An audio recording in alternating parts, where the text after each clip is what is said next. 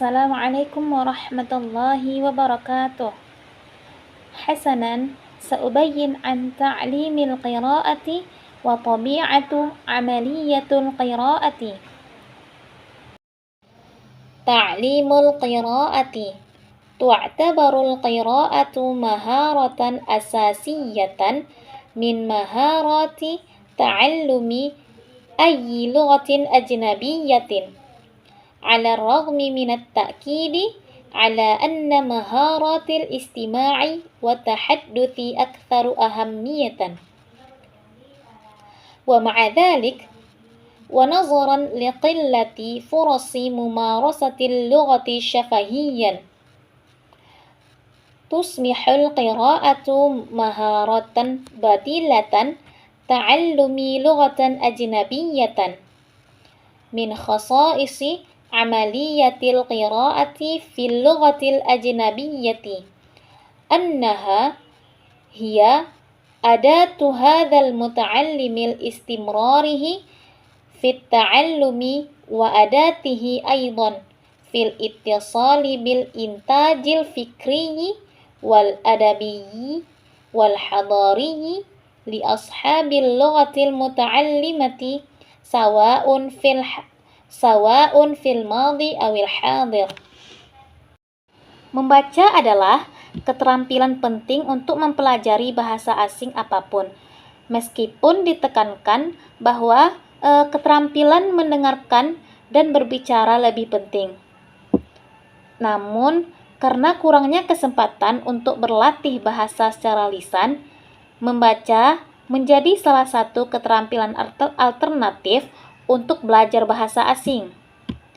Salah satu ciri proses membaca dalam bahasa asing adalah bahwa membaca merupakan alat bagi pembelajar untuk melanjutkan pembelajarannya dan juga alatnya untuk berkomunikasi dengan produksi intelektual, sastra, dan budaya masyarakat bahasa yang dipelajari, baik di masa lalu maupun masa kini atau masa sekarang.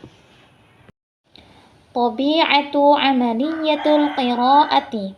القراءة هي مهارة استقبالية، وهي مهارة يتلقى فيها الطلاب الرسالة ويفكون شفرتها. لذلك يحتاج الطلاب في القراءة إلى ثراء لفظي ومعلومات كافية عن بناء اللغة وتركيبها. Membaca adalah keterampilan reseptif, di mana siswa menerima dan menguraikan pesan. Oleh karena itu, dalam membaca, siswa memerlukan kekayaan verbal dan informasi yang cukup tentang struktur dan struktur bahasa. فالقراءة تتطلب القدرة على تعرف الأنماط الصوتية من خلال الرموز المكتوبة وإدراك العلاقات التي تجمع هذه الأنماط والرموز وتكون منها وحدات لغوية تامة ومعرفة دلالات الوحدات من حيث هي أسماء وحروف وأفعال وظروف زمان ومكان وعلامة الترقيم والأخر. Membaca memerlukan kemampuan mengenal pola-pola bunyi melalui lambang-lambang tertulis, menyadari hubungan-hubungan yang menyatukan pola-pola dan lambang-lambang tersebut, serta membentuk satuan-satuan kebahasaan yang utuh, serta mengetahui makna satuan-satuan itu ditinjau dari nama, huruf, kata kerja, keadaan waktu dan tempat, tanda baca, dan lain-lainnya. Idzan, fal qira'atu ta'ni intiqal al-ma'na mubasharatan min as-safhatil matbu'ati ila aqlil qari'u. أي أن القراءة التي نعلمها هي فهم المعاني مباشرة وبطلاقة من الصفحة maktubati awil matbu'ati. Oleh karena itu, membaca berarti pemindahan makna langsung dari halaman cetakan ke dalam pikiran pembaca. Artinya, membaca yang kita ajarkan adalah memahami makna secara langsung dan lancar dari halaman tulisan atau cetakan. Idzan, fal qira'atul haqiqiyyatu tashmalu janibaini. Al-awwal janiban mekanikiyan, al-tsani janiban aqliyan.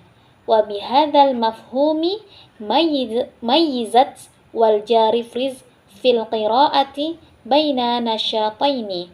Al-awwal al-qira'atul jahriyah, al-tsani al-qira'atus shamitah. Jadi, bacaan yang sebenarnya mencakup dua aspek. Yang pertama, aspek mekanik. Yang kedua, aspek mental. Yang pertama yaitu aspek mekanik. Aspek mekanik adalah di mana di dalamnya mencakup respon fisiologis terhadap simbol-simbol kata-kata tertulis, yaitu mengetahui kata-kata dan mampu mengucapkannya. Yang kedua itu aspek mental. Aspek mental adalah aspek yang mencakup pemahaman dan menafsirkan makna, mengumpulkan pemikiran penulis, mengevaluasi dan menilainya, sehingga aspek mental ini bacaannya lebih dalam daripada aspek mekanik. Dengan konsep ini, Wilberforce membedakan membaca menjadi dua aktivitas. Yang pertama, membaca dengan suara keras. Yang kedua, membaca senyap. Membaca dengan suara keras adalah membaca untuk orang lain atau pendengar, untuk menangkap atau memahami informasi pikiran dan perasaan penulis. Sedangkan membaca dengan nyaring adalah aktivitas membaca dengan mengandalkan ingatan visual yang melibatkan pengaktifan mata dan ingatan. Wa min hadzal 'ardi wa yumkinu an nastantija anna al-qira'ata allati nuridu an nu'allimuha laysat 'amaliyatun mekanikiyatun basitatun walakinnaha nasyatun fikriyun yastalzimu tadkhula jima'in syakhsiyatil fardi thumma yanbaghi an yaquma ta'allumuha ala asasin min arba'in amaliyatin hiya at-ta'arruf wan nutqi wal fahmi wan naqdi wa hallul mushkilati. Dari pemaparan tersebut dapat kita simpulkan bahwa membaca yang ingin kita ajarkan bukanlah suatu proses mekanisme sederhana. Bukanlah hanya bisa membaca saja, melainkan suatu aktivitas intelektual yang memerlukan campur tangan kepribadian individu. Berarti dalam membaca kita butuh pemahaman, kita butuh daya pikir atau intelektual kita dalam memahami apa yang dimaksud dari bacaan kita.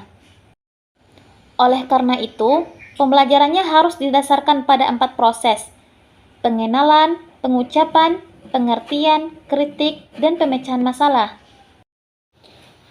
Jadi diharapkan dari kita mengenal apa yang kita baca, kita ucapkan, kemudian bisa kita artikan, dan dari setelah kita tahu dari pengertian yang kita baca itu,